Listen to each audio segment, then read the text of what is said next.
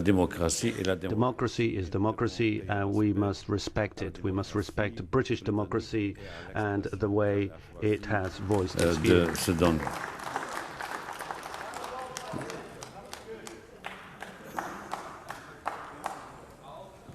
That's the last time you are applauding here.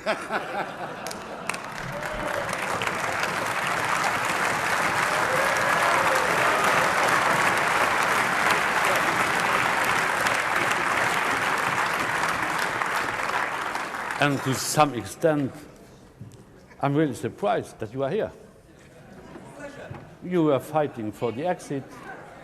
The British people voted in favor of the exit. Why are you here?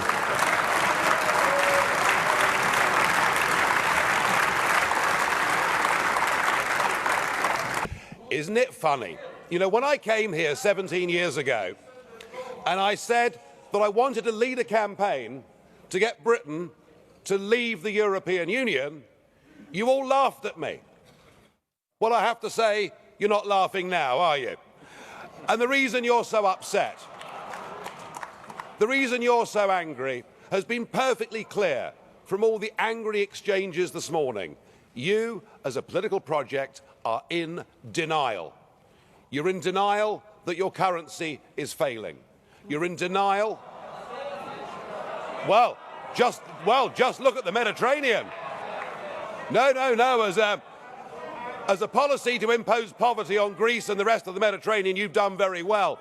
And you're in denial over Mrs. Merkel's call last year for as many people as possible to cross the Mediterranean into the European Union has led to massive divisions between countries and within countries. But the biggest problem you've got, and the main reason the United Kingdom voted the way that it did, is you have, by stealth, by deception, without ever telling the truth to the British or the rest of the peoples of Europe, you have imposed upon them a political union. You've imposed upon them a political union.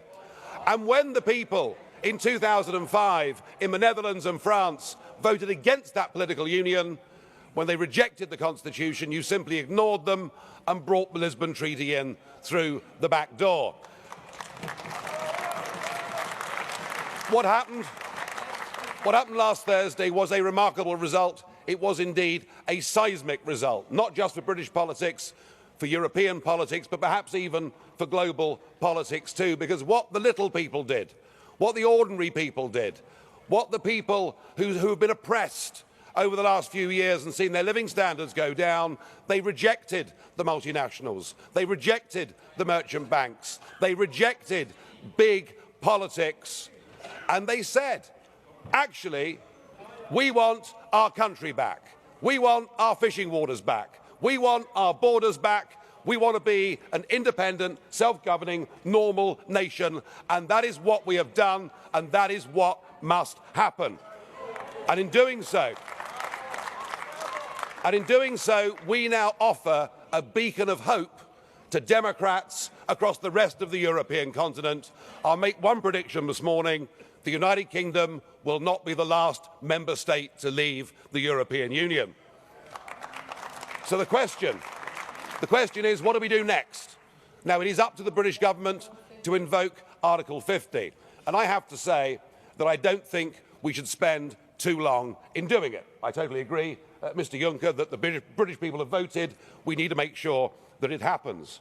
But what I would like to see is a grown-up and sensible attitude to how we negotiate a different relationship.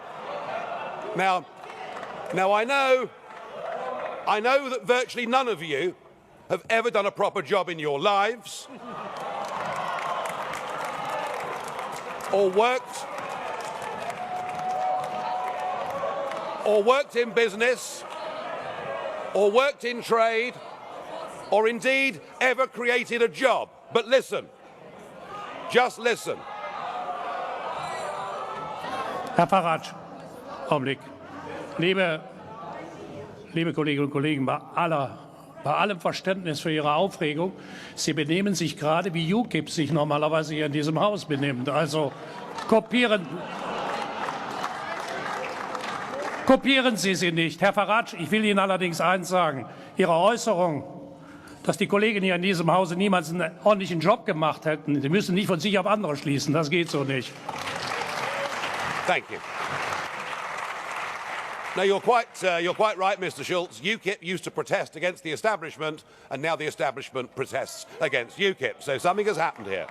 Let us listen to some simple, pragmatic economics. We, between us, between your countries and my country, we do an enormous amount of business in goods and services. That trade is mutually beneficial to both of us. That trade matters. If you were to decide to cut off your noses, to spite your faces, and to reject any idea of a sensible trade deal, the consequences would be far worse for you than it would be for us. And even no deal is better for the United Kingdom than the current rotten deal that we've got. But if we were to move to a position where tariffs were reintroduced on products like motor cars, then hundreds of thousands of German workers would risk losing their jobs. So why don't we just be pragmatic, sensible, grown up, realistic, and let's cut between us a sensible tariff-free deal, and thereafter recognise that the United Kingdom will be your friend, that we will trade with you, we will cooperate with you, we will be your best friends in the world. But do that, do it sensibly, and allow us to go off and pursue our global ambitions and future. Thank you.